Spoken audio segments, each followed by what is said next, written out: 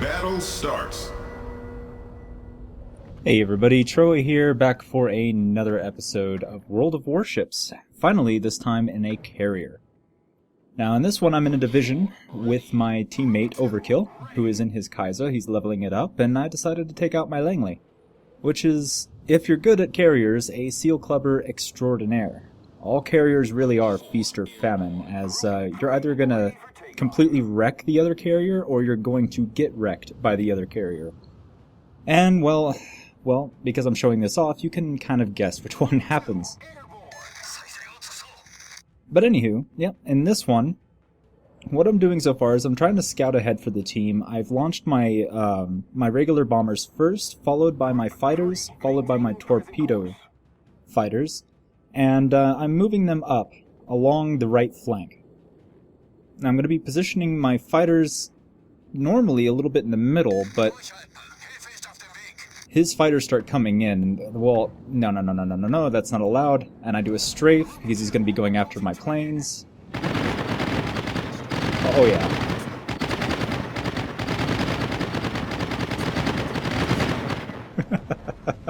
And I get a little lucky there, and I take out one of his torp squadrons too. And yeah, that was just bad. So I see this Kawachi here, he's really close. And he's going pretty slow, so he's going to be an easy target. So I go ahead and get my my regular bombers around. I sick my fighters on the remaining squadron of torp bombers. And I'm going over here and I'm going to drop bombs on the Kawachi. And hopefully I'm going to set a fire or two, preferably. And I really should be manually targeting this, but I'm still figuring that out with the regular bombers. 2 hits, 1 fire. I shoot down 2 of those other torp bombers. And I'm looking at my damage counter and it's not going up. He put out the fire, which you don't do on a battleship. If he had 2 fires, yeah. But if a CV carrier has already paid attention to you once, he's still paying attention to you. So, yeah. I'm going to torp him, and it's going to hurt. And he's moving slow, and he's turning out. Bad idea. So I drop a little bit far away. I could have dropped closer, I should have, but doesn't matter. There's 1 flood, and that is going to tick for the entire amount. As you can see, my damage in the top right corner is still going up. Now I'm using my fighters here to make sure that no DDs are sneaking up on me, really. And I'm also providing interference for my team, and, well, his fighters are actually coming after me. So I'm moving away from them because his planes are faster than mine, because he has Japanese planes. They're a tier above my planes, and they're faster. He's got less of them. But I'm going to try to get into friendly AA cover before he intercepts me. And I do. So now my planes are locked up with his, and mine are going to win. I have the AA cover advantage, and the American planes are more numerous and generally are very good plane for plane against the Japanese planes. So I don't know why he went after me like that. I think it was just to lock me up for when his torp bombers come in. But I don't think he did it simultaneously, and it's going to cost him. There's a DD, 2 torp squadrons coming up. So I'm going to go ahead and set my bombers to go hit that Nassau. And I'm sicking my regular fighters here on the torp planes. Hit the one in front because they slow down when you hit them. Get them both nice and close together. Back up just a second, go back forward, and then I'm going to strafe both of them before they can hit any of my friendlies.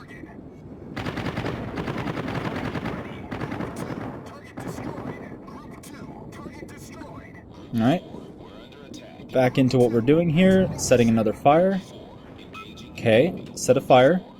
The damage counter is going up. It's still going up. It's stopped. This guy just made the exact same mistake the other guy did. And, well, this happens pretty frequently at the lower tiers. If you're in a battleship, you should let a single fire burn. And this is exactly why. Because if you get another damage over time going, it's going to hurt you so much. So I start with an auto drop here so I can see how fast he's actually going. So when I come in and I do the manual drop, I'll know exactly where to place it.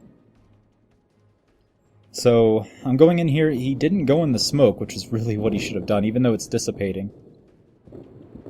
But yeah, now he's just easy pickings. And I'm expecting him to turn in. And he's not.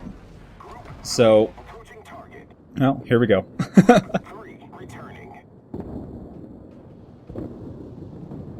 And let's see here.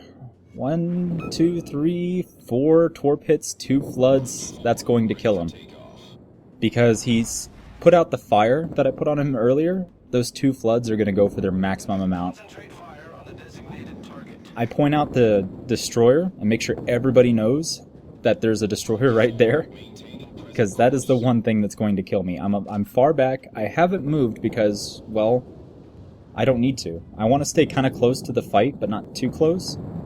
And where I am, actually, is the perfect position to do that, so I don't see a point in moving. Normally I do move, but I haven't seen a reason to. So I'm going to try to bomb this destroyer, because the bombs, when they hit a destroyer, do hurt. And, let's see, I'm going to readjust it so I hit him right on. He's going to be turning right, because there's an island in front of him. Enemy battleship destroyed. There goes that battleship. And, well, I miss with the bombers. So, what are you going to do? So, yeah, that's why you don't repair a single fire, especially if it's set on you by an aircraft carrier, because they can tell very easily that you've repaired it. So I'm bringing in my fighters now to scout any torps launched by this Wakatake, and I'm also making sure that the Wakatake is always spotted. So my team doesn't have to worry about a destroyer. Destroyers have almost 0 anti-air, and the Svetlana doesn't exactly have much better because it's a low-tier cruiser. The higher-tier cruisers you don't want to be around, but at this tier, it doesn't matter. And I don't have another use for my my fighters because I've gone ahead and shot down 22 planes, so I don't even have to worry about needing them anymore. So, yeah, I'm just going to keep them set up there. Bringing in my bombers again. And let's see how we can do here. I'm keeping my planes over them because I'm putting them in between my battleship and the Wakatake. So, you know, obviously his target is going to be the Kaiser. So I want to make sure that he's safe. And I noticed something very peculiar here. The Wakatake and the Svetlana are right next to each other. And there's a corpse right ahead of him. They can't move, and he's turning into the Svetlana. I can't believe what I'm seeing here, so I take complete advantage of this. Just watch.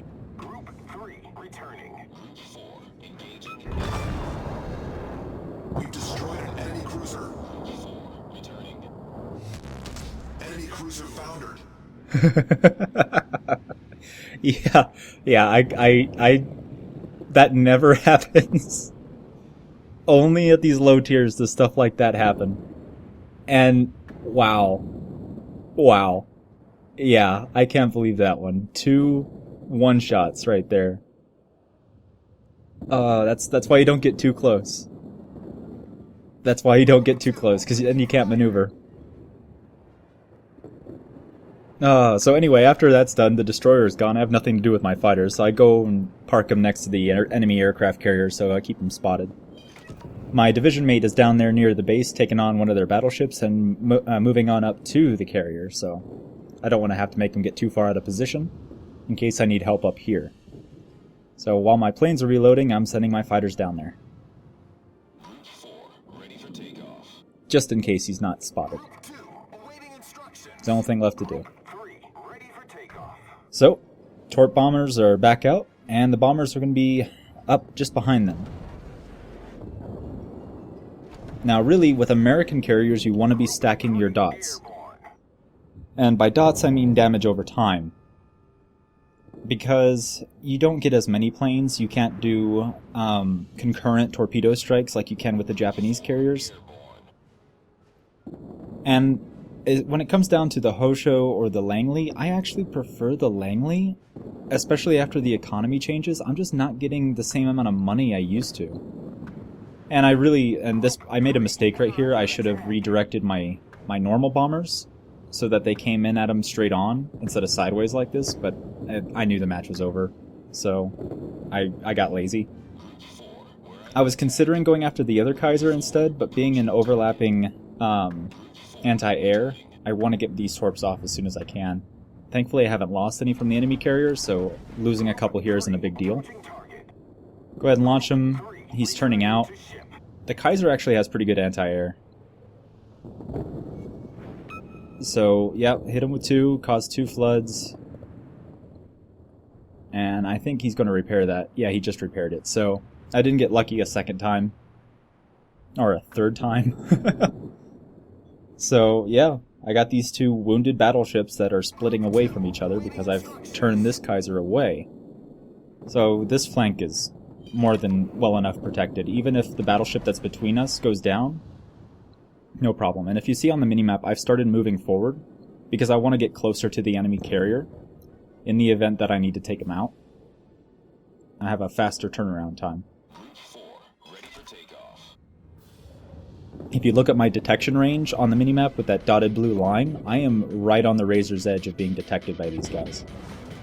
But it doesn't matter. Game's over. So that was a pretty quick game.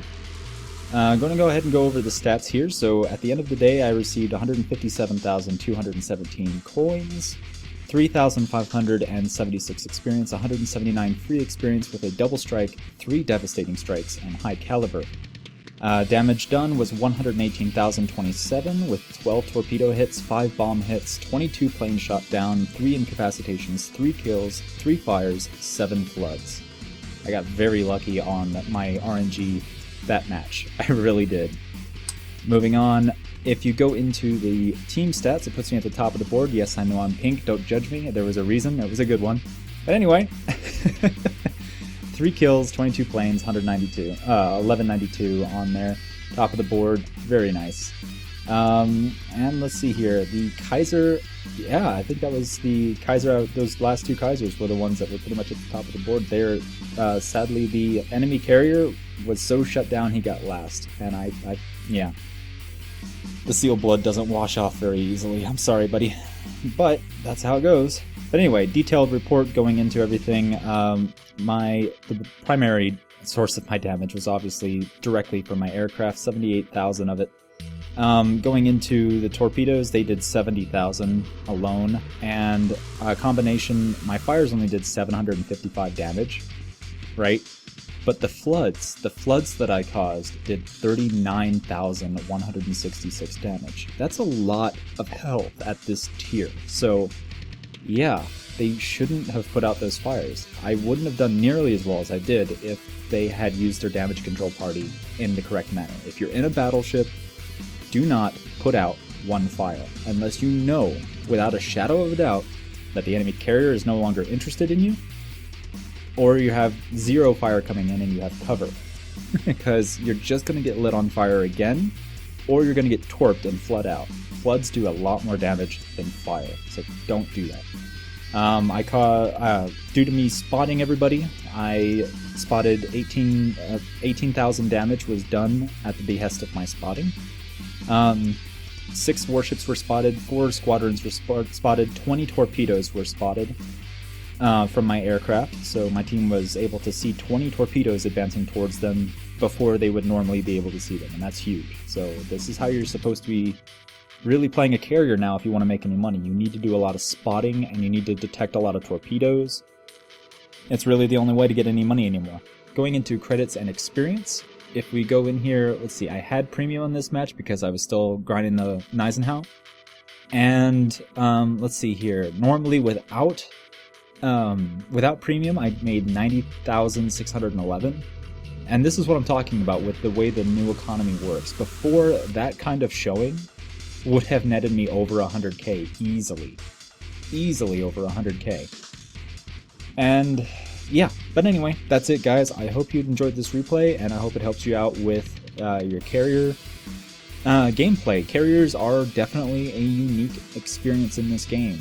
They are, you'd think they'd be just like a real-time strategy, but there's a bit of a lag, and every unit on the board in this case has its own separate brain and will react completely differently. So, I don't know, I find it very compelling, this kind of gameplay. I enjoy it. So, hey, I guess I'm one of those dirty carrier pilots, or captains. But anyway guys, I hope you enjoyed this episode. I'll catch you next time. Let me know in the comments what you thought, and I'll catch you next time. Peace.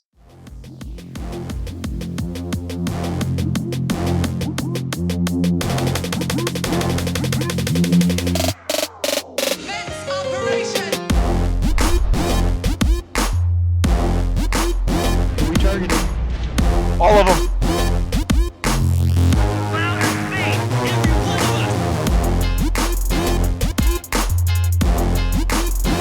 We're ready to enter the atmosphere.